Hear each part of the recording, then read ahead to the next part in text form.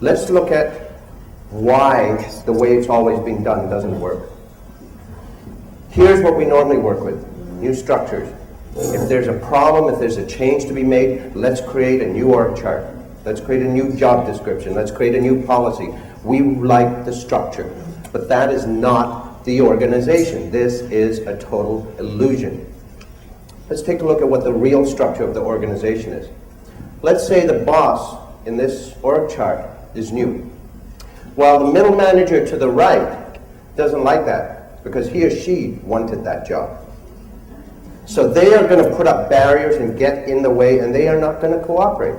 You know, they'll say they're towing the line, but they're really not going to cooperate. They're going to be causing problems and creating blocks.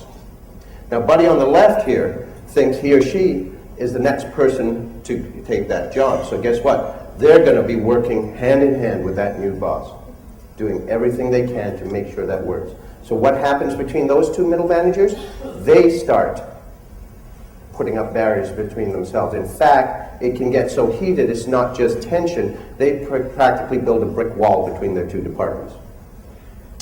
Now, at the coalface, down on the bottom of the org chart, the people who are really doing the work, they know that they have to share information to get their job done.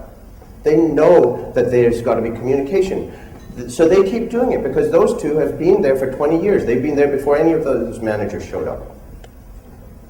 They know to do their job, they've got to keep those lines open. But of course, that creates tensions with the other people in their workforce and with their bosses. So there's all sorts of problems that arise there. Okay. Now that's just one organization, okay? And the relationships are what define the real structure of the organization, not the org chart. Remember, in the system, we've got many organizations. It's not just the one.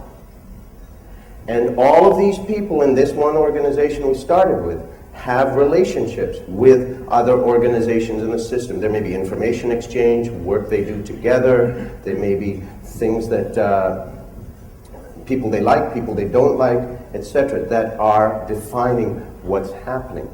If you get someone new moving in, let's say the middle manager in the middle, who comes from another organization, they're going to bring new relationships that they had before. Right? Now, let's say something happens. This organization is trying to do its job well. Okay? It's got its mandate. It's trying to do its job well, and it's realizing something's not working well. We've got to change the way we do things. Or, God forbid, let's say some information leaked out that wasn't supposed to.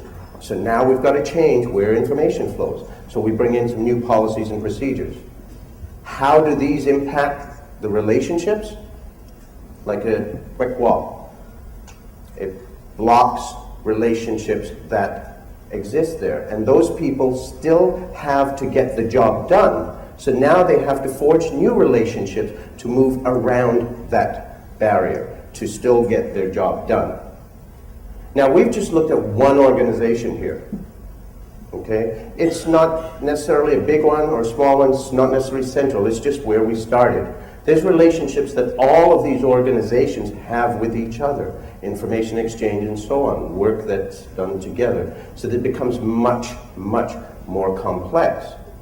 And it's not just this one organization that's changing policies and bringing new procedures in. All of these have their own mandates that they're trying to do the best jobs for themselves. And all of those changes appear as brick walls to the various relationships that happen. And for all of these relationships, you have to find, for all these barriers, you have to find ways around them, new ways to move around.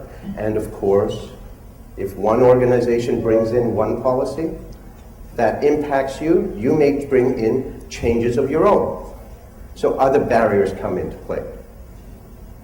Soon what happens is more energy is spent trying to get around the barriers than doing what you were there to do in the first place. And in some cases, the organizations, the systems can start to forget what they were really there for.